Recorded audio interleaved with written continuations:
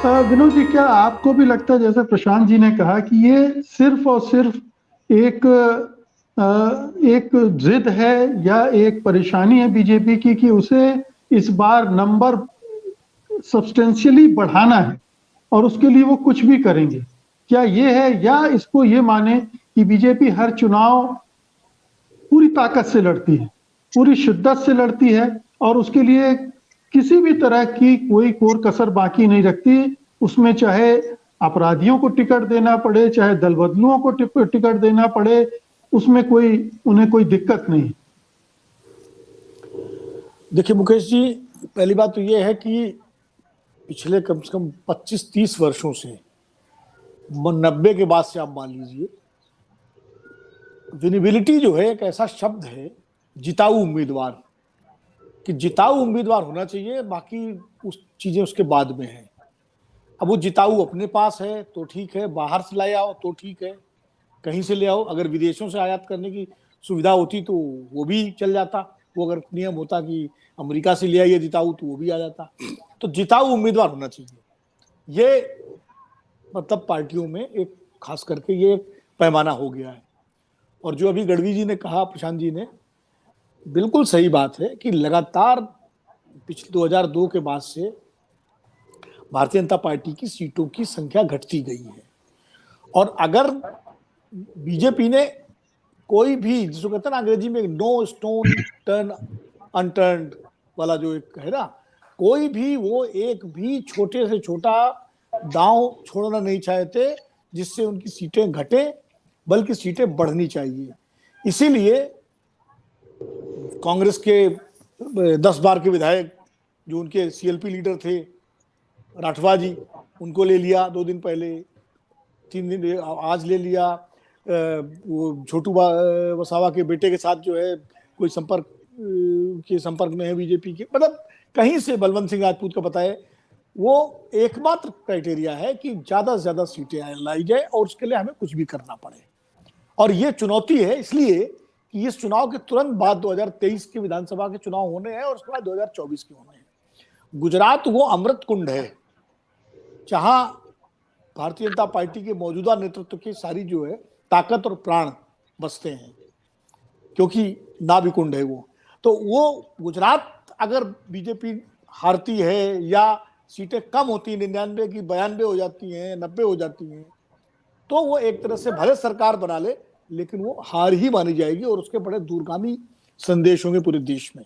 और तब जबकि राहुल गांधी एक यात्रा पर हैं उसके साथ, तो ये सारी चीजें जो है बीजेपी के नेतृत्व के, खासकर मोदी जी और शाह जी के, जो कि पूरे वही है, नेतृत्व का मतलब वही है, वो उनके मनोमस्तिष्क में है। इसलिए चाहे वो ये हो गोधरा वाले विधायक जिनका नाम आपने बताया या जो भी हो, सबको टिकट दिया गया। दूसरी बात यह है कि जो गोधरा के विधायक ने बयान दिया था संस्कारी वाला, क्या आप समझते हैं वो बयान कोई भारतीय जनता पार्टी की जो वैचारिक संस्कृति है उसके अलग था क्या उससे? जब भारतीय जनता पार्टी की गुजरात की सरकार ने और केंद्रीय गृह मंत्रालय ने, तो सारी बातें पब्लिक डोमेन में आ गई हैं, उनको छोड़ने के लिए सिफारिश की और उसके बाद वो छोड़े गए, तो अब तो पब्लिक डोमेन में है। तो उसमें उन्होंने संस्कारी कह दिया, तो उन्होंने तो कोई अपराध थोड़ी किया, उन्होंने तो एक तरह से अपने जो है सरकार और अपनी पार्टी के निर्णय पर एक मोहर लगाई। मुझे तो दुख इस बात का है, कांग्रेस में ये थे सज्जन पहले, और कांग्रेस में कैसे कैसे लोग रहे हैं आप कल्पना कीजिए। कांग्रेस पार्टी जो है उसने भी गुजरात में कैसे कैसे लोगों को बताया, जो पार्टी बदलना अलग बात है, पार्टी बदलने के बाद वो मोर लॉयल देन किंग हो जाते हैं, वो इस तरह के बयान देते हैं। मैं तो सोच रहा था कि शायद वो संघ की शाखा से निकले हुए कोई नेता होंगे, लेकिन जैसा भी प्रशांत जी बताया वो कांग्रेस में थे। तो ये भी अपने आप में एक सोचने का विषय है। तीसरी बात यह है कि ये जो बहुसंख्यकवाद की राजनीति जिसकी हम बात कर रहे हैं, जो प्रेम जी ने कहा, बहुसंख्यकवाद की राजनीति की शुरुआत तो 1984 से हो गई थी भाई, और बीजेपी ने तो उसी को कॉपी किया है, और खास करके इस मौजूदा नेतृत्व ने। जब एक देश की छोटी माइनॉरिटी के खिलाफ, सिखों के खिलाफ पूरे देश में उन्माद हुआ इंदिरा गांधी की हत्या के बाद, और उस उन्माद की लहर पर सवार होकर के कांग्रेस पार्टी 415 सीटें जीतती है। और वही रास्ता जो है 2002 में जो हुआ, 2002 में जो गोधरा की घटना हुई और 2000 घटना के बाद जो पूरी हिंसा हुई, उसके बाद 127 सीटें आती हैं, जिस बीजेपी की केशुभाई पटेल के समय 121 सीटें थी 1995 में। तो वो तो एक रास्ता जब बहुसंख्यकवाद की राजनीति का दिख गया है तो वो आज की तारीख में एक बड़ा जिताऊ वो है मार्ग। और भारतीय जनता पार्टी तो इस मार्ग पर मतलब पहली बार थोड़ी है भाई। संगीत सोम को टिकट दिया गया लगातार उत्तर प्रदेश से। आप देखिए प्रवेश वर्मा जो है वो लगातार बोल रहे हैं।